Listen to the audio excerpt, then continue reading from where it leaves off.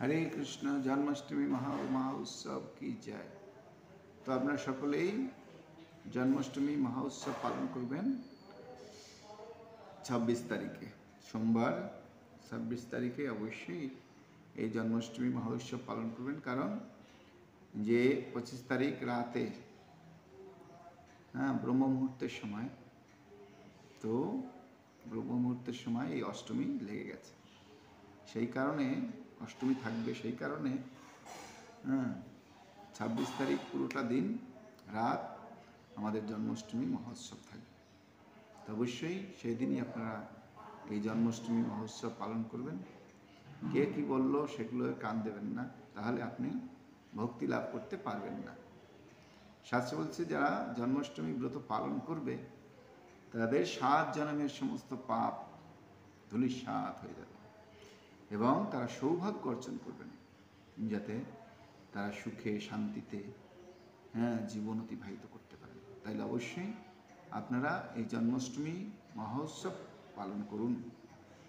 এবং যারা এই জন্মাষ্টমী মহোৎসব পালন করবেন না তাদের জীবন দুঃখে কেটে যাবে। তাদের সমস্ত শ্রী ঐশ্বর্য লক্ষ্মী সব কেটে যাবে, চলে যাবে, তারা সুখে থাকতে পারবেন না। তাই সকলেই এই জন্মাষ্টমী ব্রত অনুষ্ঠান পালন করুন এবং সুখী হন। এবার আমি বলবো কিভাবে আপনারা এই জন্মাষ্টমী ব্রত পালন করবেন। তো জন্মাষ্টমী পালন করতে হলে আগের দিন থেকেই সংযম করতে হয়। সংযম মানে হচ্ছে আগের দিন থেকে আমিষ আহার বর্জন, নেশা বর্জন, অবৈধ সঙ্গ বর্জন, টাসপাশা জুয়া বর্জন, দ্রুতক্রিয়া বর্জন, এবং আগের দিনেই আপনি পেঁয়াজ রসুন এগুলো কিছু খাবেন না। আগের দিন থেকেই শুচিশুদ্ধ আহার গ্রহণ করুন,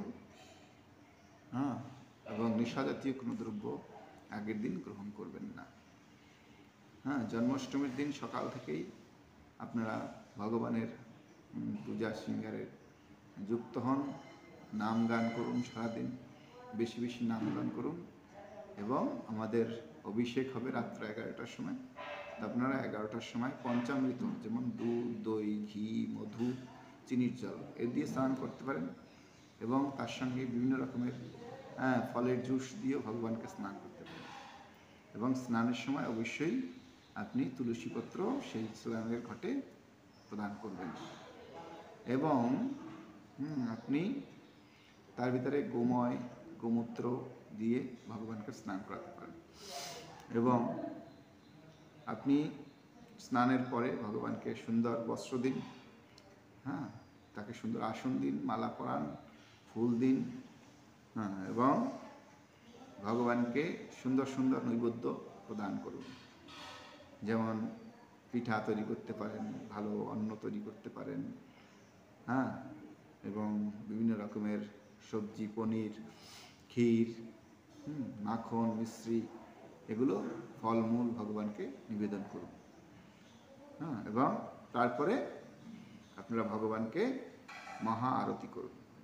যেমন ষোড়শ উপাচারে আরতি করা হয়, সেভাবে আপনি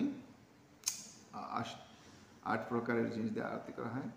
ষোড়শ উপাচারে যেমন পুজো করা হয় সেভাবে আপনি আরতি করুন। শঙ্খ বাজিয়ে শুরু করুন, ধূপ, তারপরে দীপ, তারপরে জল শঙ্খ, তারপরে রুমাল, তারপরে পুষ্প, তারপরে চামর, তারপরে পাখা, এবং তারপরে শঙ্খ বাজিয়ে বন্ধ করুন। এভাবে আপনি ভগবানকে আরতি করুন।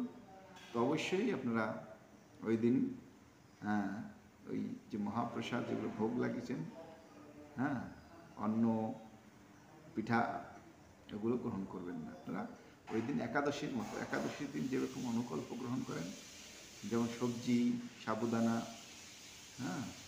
এগুলো আপনারা গ্রহণ করুন। এবং এভাবেই আপনারা ওই দিন জন্মাষ্টমী ব্রত পালন করুন। বেশি বেশি হরিনাম করুন।